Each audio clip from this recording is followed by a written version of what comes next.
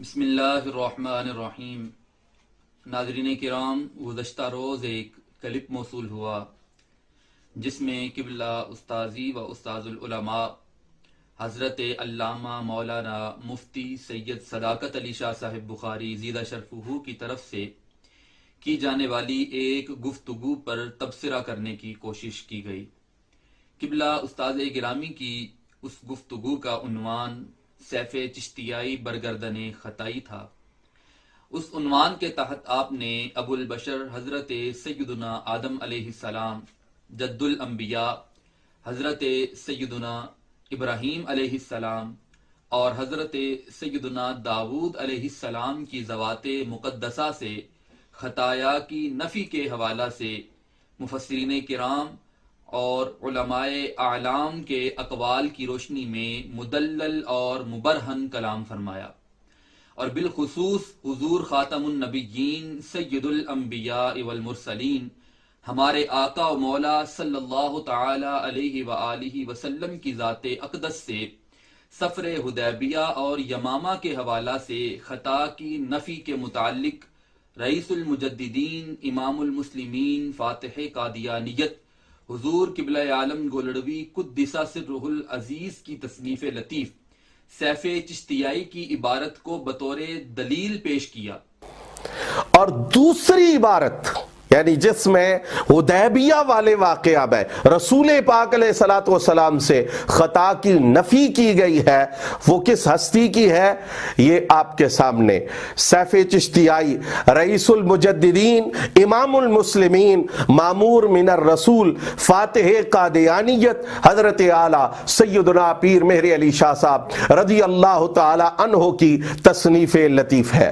اس کی تفصیل اب سنیے سیف چشتیائی سے۔ بلکہ مناسب بشان نبوت، میں نے عرض کیا تھا کہ مناسب بشان نبوت، تو بعض لوگ واویلا کر رہے تھے کہ کیا مناسب بشان نبوت کے خلاف موقف فلاں کا ہے فلاں کا ہے فلاں کا ہے۔ یہ پیر مہر علی شاہ صاحب فرما رہے ہیں بلکہ مناسب بشان نبوت یوں معلوم ہوتا ہے کہ حدیبیہ والے سال بھی جانا آپ کا قصور فی الکشف کی وجہ سے نہ تھا، بلکہ حصول صلح کے لیے جو مقدمہ فتح کا تھا بحسب فرمان خداوندی واقع ہوا۔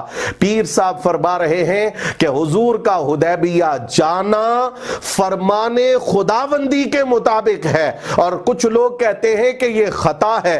نعوذ باللہ نعوذ باللہ نعوذ باللہ، اس سے کیا بھیانک نتیجہ نکل رہا ہے یہ اہل علم و فضل پر ہرگز ہرگز مخفی نہیں ہے۔ اور ساتھ ساتھ اس امر کو واضح کیا کہ حضرات انبیاء کرام علیہم السلام کے لیے خطا خطا خطا کی رٹ لگانا کس بدبخت کے ہاں مرغوب ہے۔ دیکھ لیجئے، نام ہے اس کا روحانی خزائن، اور تصنیفات اس کے اوپر مرزا غلام احمد قادیانی، یہ اس کی کتاب ہے، اور اس سے یہ عبارت میں نے آپ کے سامنے پیش کی ہے۔ رہا اجتہاد تو میں اس بات کا خود قائل ہوں کہ دنیا میں کوئی ایسا نبی نہیں آیا جس نے کبھی اجتہاد میں غلطی نہیں کی۔ جب وہ نبی جو تمام انبیاء سے افضل تھا اجتہادی غلطی سے بچ نہ سکا، چنانچہ حدیبیہ کا سفر اجتہادی غلطی تھی، یمامہ کو ہجرت گاہ قرار دینا اجتہادی غلطی تھی، تو پھر دوسروں پر کیا اعتراض؟ اور اس ضمن میں دیگر امور بھی قبلہ استاذ گرامی کی گفتگو میں زیر بحث لائے گئے، لیکن تبصرہ کرنے والے صاحب نے ان جملہ عناوین میں سے کسی کو بھی زیر بحث لانے کی زحمت گوارا نہ کی، فقط قصہ ابراہیم علیہ السلام کے حوالہ سے اتنا کہہ دیا کہ سلسلہ خطایا کے پیشوا نے بھی ھذا ربی میں استفہام مراد لیا ہے۔ اس پر میں چند گزارشات آپ حضرات کی خدمت میں پیش کرنا چاہوں گا۔ پہلی بات یہ ہے کہ سلسلہ خطایا کے بانی نے خود اظہار کیا ہے کہ جو جملہ حضرت سیدنا ابراہیم علیہ السلام نے بولا، اگر کوئی عام شخص بولے تو یہ کلمہ کفریہ ہے۔ ھذا ربی، یہ جملہ ستارے کے لحاظ سے میں کہوں، آپ کہیں، کوئی کہے تو کفر ہوگا کہ ستارہ تو رب نہیں، رب تو وحدہ لا شریک اللہ ہے۔ اب میرا سوال یہ ہے کہ اگر کوئی عام شخص ھذا ربی کو بطریق الاستفہام بولے تو کیا یہ کفر ہوگا؟ اگر یہ کفر ہے تو پھر استفہام کیسا ہے، اور اگر استفہام ہے تو پھر کفر کیسا ہے؟ اور دوسری گزارش یہ ہے کہ کیا فرقہ خطائیہ کے نزدیک ھذا ربی میں خطا اجتہادی ہے یا نہیں؟ اگر خطا اجتہادی ہے تو پھر استفہام کیسا، اور اگر استفہام ہے تو پھر خطا اجتہادی کیسی؟ اور میں بڑی کشادہ دلی سے یہ گزارش کرنا چاہوں گا کہ اگر فرقہ خطائیہ حضرت سیدنا ابراہیم علیہ السلام کی ذات اقدس سے خطا اجتہادی کی نفی کریں، اور چونکہ ان کے تھم نیل سے جس پر پارٹ 1 لکھا ہوا ہے یہ ظاہر ہو رہا ہے کہ وہ قبلہ استاد گرامی کے ذکر کردہ دیگر عناوین پر بھی گفتگو کریں گے، سو وہ اگلے پارٹ میں حضرت سیدنا آدم علیہ السلام اور حضرت سیدنا داود علیہ السلام کی ذوات مقدسہ سے خطا کی نفی کریں، اور پھر اگلے پارٹ میں واقعہ حدیبیہ اور یمامہ کے حوالہ سے ہمارے آقا و مولا حضور سید عالم صلی اللہ تعالی علیہ وآلہ وسلم کی ذات اقدس سے خطا کی نفی کر دیں تو ہمارے لیے اس سے بڑھ کر باعث مسرت اور کوئی چیز نہیں ہوگی۔ اور ہمیں اللہ کے فضل اور اس کی رحمت سے کبھی امید ہے کہ اگر یہ فرقہ حضرات انبیاء کرام علیہم السلام کی ذوات مقدسہ سے خطایا کی نفی کرنا شروع کر دیں تو اس کار خیر کی برکات انہیں مخدومہ کونین سیدہ کائنات سلام اللہ تعالی علیہا کی ذات ببرکات سے خطا کی نفی تک پہنچا دیں گی، اور امت ایک بہت بڑے فتنے سے محفوظ ہو جائے گی۔ اگرچہ زاہد کے شاہد نے یہ کہا ہے کہ خطاؤں پر پروگرامز کرنا ہمارا طریقہ نہیں ہے، اور اس پر زاہد کی شہادت بھی پیش کرنے کی کوشش کی ہے۔ مفتی ڈاکٹر زاہد محمود نعمانی صاحب دامت برکاتہ القدسیہ مرکز صراط مستقیم میں تائیدار ختم نبوت کانفرنس میں خطاب فرماتے ہوئے آپ نے یہ فرما دیا تھا، نہ یہ ہمارا عقیدہ ہے اور نہ ہی ہمارے سٹیج اس چیز کی اجازت دیتے ہیں کہ اس انداز میں تبلیغ کی جائے۔ جب کسی دشمن کو جواب دینا تھا تو اس وقت لفظ خطا کا استعمال کیا گیا، نہ یہ ہمارا عقیدہ ہے نہ یہ ہمارے سٹیج سے تبلیغ ہے۔ لیکن میرا سوال یہ ہے کہ کیا زاہد کے اس اعلان کے بعد اس فرقہ کی کوئی گفتگو اس بات خطایا کے مذموم عنوان سے خالی ہے؟ کیا خود خطائی امام نے اس اعلان کے بعد مزید خطاؤں کی نشاندہی نہیں کی؟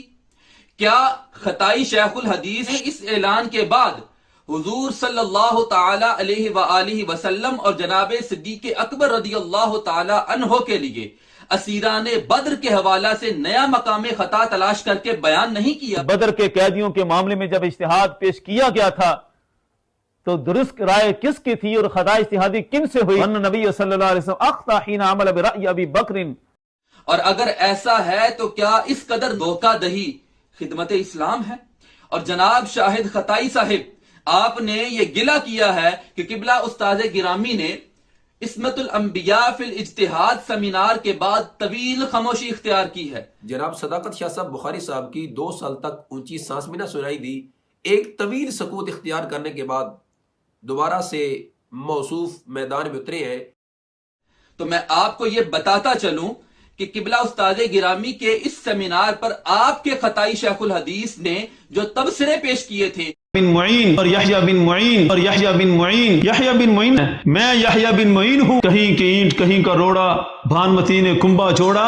اب پتہ چل چکا ہے تم تو کہیں کی اینٹ کہیں کا روڑا جوڑتے پھرتے ہو، اور تم نے کہا تھا یہ ملفوظ ہے مکتوب نہیں ہے، اور تم نے کہا تھا یہ ملفوظ ہے مکتوب نہیں ہے۔ مکتوب نمبر 51 ہے، مکتوب نمبر 51 ہے۔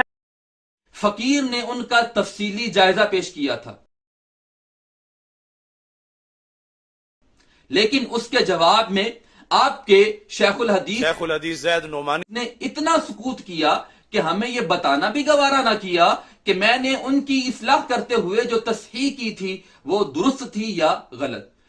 سفر کے دوران امام احمد بن حنبل اور یحییٰ بن معین وهذا العقیدہ شمس الہدایہ فی اثبات المسیح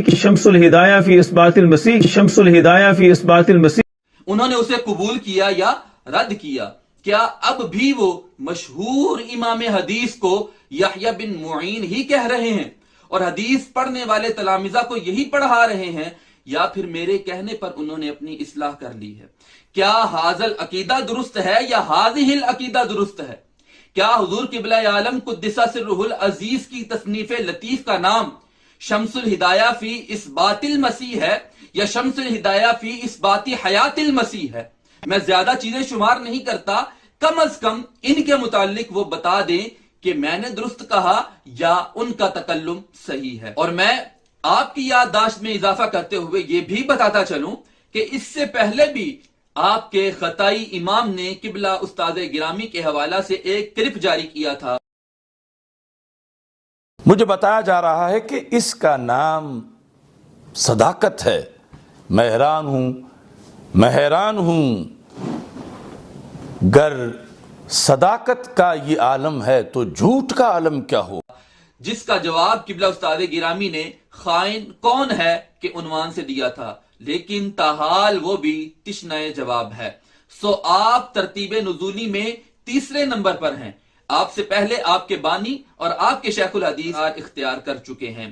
خیر، ہمیں انتظار ہے کہ آپ حضرت سیدنا آدم علیہ السلام اور حضرت سیدنا داؤد علیہ السلام اور واقعہ حدیبیہ اور واقعہ یمامہ میں خطایا کے انتصاب کی بابت قبلہ استاد گرامی کی تردید میں پارٹ نمبر 2 اور پارٹ نمبر 3 وغیرہ جاری کریں گے، اور بالخصوص حضور قبلہ عالم گولڑوی قدس سرہ العزیز کی عبارت پر تمام فرقہ خطائیہ، بالخصوص حضرات ثلاثہ زاہد و شاہد اور ان کے پیشوا کے جوابات کا ہمیں شدت سے انتظار ہے۔ انشاءاللہ العزیز اس کے بعد دیگر امور کو بھی زیر بحث لایا جائے گا۔